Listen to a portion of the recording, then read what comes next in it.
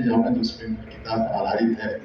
गांधी जी हैं पूरे एशिया और अफ्रीका में पहले व्यक्ति जो फुटबॉल क्लब के प्रतिष्ठा करते हैं। जो 2010 में जब हम लोग फीफा वर्ल्ड कप देखते हैं, उनका एक स्मारिका निकलती है जो सोवेनियर कहते हैं अंग्रेजी में, और उसका जो प्रमुख पृष्ठा है, पहला पेज है, उसमें गांधी जी की तस्वीर रहती है। उसमें कहा जाता है कि he is the first man to establish some football clubs. तो आज हमारे हिंदुस्तान में जो किताबें होती है स्कूल में, हम लोग उसको नहीं पढ़ाते या हम लोग नहीं जानते। तो हम लोग गांधी जी को जिस तरह से देखें कि हमारे ऊपर थोपा गया है कि गांधी आपके राष्ट्रपिता है, धीरे धीरे हमें जानता है कि मैं राष्ट्रपिता है, मैं सम्मान देता हूँ। लेकिन उनकी जिंदगी में जब कुछ घटना घटी, अगर हम लोग उसको अपने बच्चों को अपने किताबों में हमको पढ़ाया जाए तो ये बहुत रोचक होगा और बच्चे अपने छोटे उम्र में उनको जानने की कोशिश करेंगे। तो ये मेरा इंक्विजिटिवनेस था और मैं सोचा उसमें लिखते जाऊँ।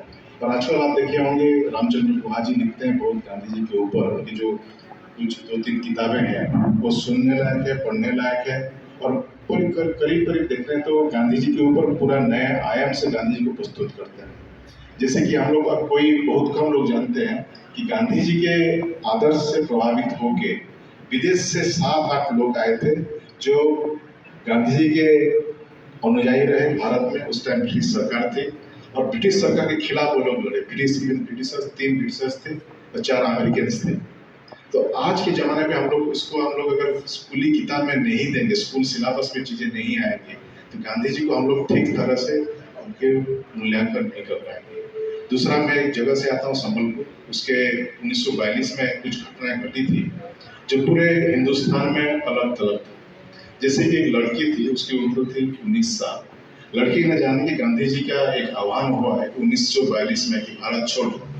तो उन्होंने घर से निकला, छोटी सी गांव था, और नदी क्रॉस किया। नदी क्रॉस करने के बाद वो डिस्ट्रिक्ट हेडक्वार्टर है बरगढ़, वहाँ पहुंचे और पूरे के पूरे जो ब्रिटिश हुकूमत का जो ऑफिस था, एसडीओ का ऑफिस था, वहाँ उसने कब्जा कर लिया। आप सोचिए 1942 में ब्रिटिश के एसडीओ के ऑफिस में कब्जा कर लेना, एक 19 साल की लड़की। और उसने तुरंत वहीं ऑफिस में बैठ के एक ऑर्डर निकालते हैं, कहते हैं कि जो ब्रिटिश ऑफिसर एसडीओ है उसको मैं खारिज करता हूँ। मैं आज के दिन से गांधी जी का द्वारा अपॉइंट किए हुए अधिकारी हूँ और मैं अधिकार देता हूँ कि उस एसडीओ को बांध के लिया जाए।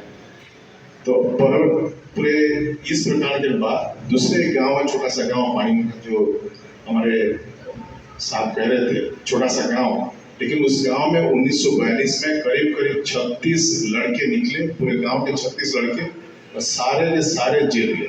और कुछ लोग चले गए, एक ब्रिटिश जो उसका था जिला जज साहब, उसके ऑफिस में चले गए। और उसमें 3 लड़के जज के चेयर में बैठे, एक आदमी बैठा, दूसरा पेशकार बना यानी जो फाइल पुटअप करेगा, और तीसरा उसका जो बुलाता है, लोगों को बुलाता है कि मुजरिम नंबर 1 हाजिर हो, उस टाइम पे।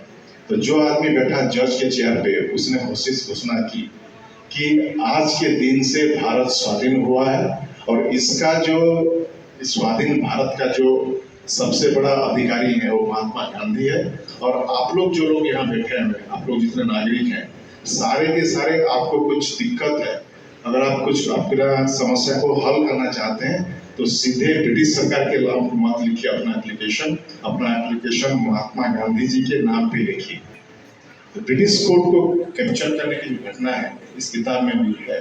तो जो हम लोग देखते हैं हिस्ट्री में कुछ चीज़ हम लोग नहीं जानते हैं, तो जो हम लोग ऐतिहासिक होते हैं, लिखते हैं, उनका एक जिम्मेदारी बनती है, एक आह्वान बनता है हम लोगों को कि जो चीज़ें कोई लोग नहीं जानते, लेसर नोन फैक्ट्स, तो उसको सामने लाने के लिए। जैसे गांधी जी थे 3 फुटबॉल क्लब, और Gandhi ji 3 football club establish किए, सेटअप किए। और हर जब होता था match, football match, Gandhi ji जाते थे, और जब हाफ टाइम होता था गांधी जी अहिंसा के बारे में बताते थे। और सबसे बड़ी बात है जो स्पोर्ट्स, जो हम लोग कहते हैं स्पोर्ट्स मोटिव, यानी जो आपके प्रतिपक्ष है उसके साथ लड़ाई कीजिए, प्यार से लड़ाई कीजिए, उसके ऊपर अहिंसा से उसको आप उसके ऊपर इन्फ्लुएंस कीजिए। गांधी जी आके 2-4 बार मिनट बोलेंगे, फिर आ जाएंगे। तो आप सोचिए, और जब गांधी जी भारत आएंगे 1914 में, तो तीनों फुटबॉल क्लब में एक फोटो आप देखते हैं पूरी दुनिया में, उस फुटबॉल क्लब में गांधी बैठे रहते हैं। तो जो गांधी जी जब भारत लौटते हैं 1914 में, हम लोग देखते हैं हमारे हिंदुस्तान के बहुत लेखक लिखे हैं और ऐतिहासिक भी लिखे हैं लेकिन एक साउथ अफ्रीकन जो हिस्टोरियन है मीर फातिमा, उन्होंने बहुत अच्छा एक वर्णन किया है। उनका जो लैंग्वेज है, मैं देखा उसको अफ्रीका में, बहुत सुंदर है।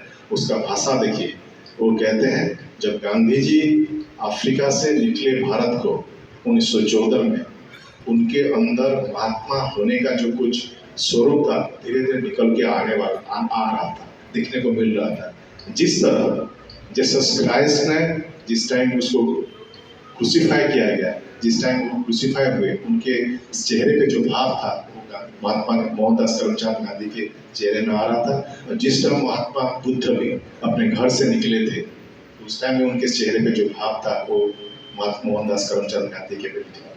तो हमें एक चैप्टर यहाँ लिखा हो, एक अध्याय लिखा हो, मोहनदास करमचंद से लेके गांधी महात्मा बनने तक, यानी ये जो फेज है उसको देखने के लिए बहुत कम लोग थे। एक तो खुद ही गांधी जी थे, मोहनदास करमचंद गांधी, उनको भीतर भीतर परिवर्तन हो रहा था, अंतर में परिवर्तन हो रहा था, और उनको सबसे करीब से दिख रहे थे कस्तूरबा गांधी। कस्तूरबा के धर्म पत्नी है।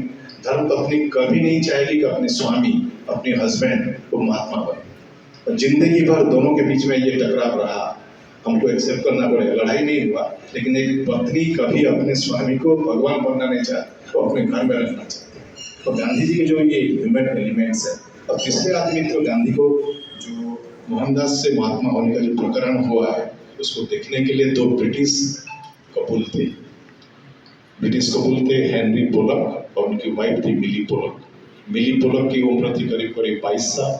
जब गांधी जी अफ्रीका में थे, मिली पोलक की शादी होने वाली थी हेनरी पोलक से, और हेनरी पोलक के पिता उसको अपोज करते थे, विरोध करते थे। और गांधी वही आदमी है जो हेनरी पोलक और मिली पोलक को ट्रेन में रिसीव करेंगे और उनको अफ्रीका में शादी करवाते हैं।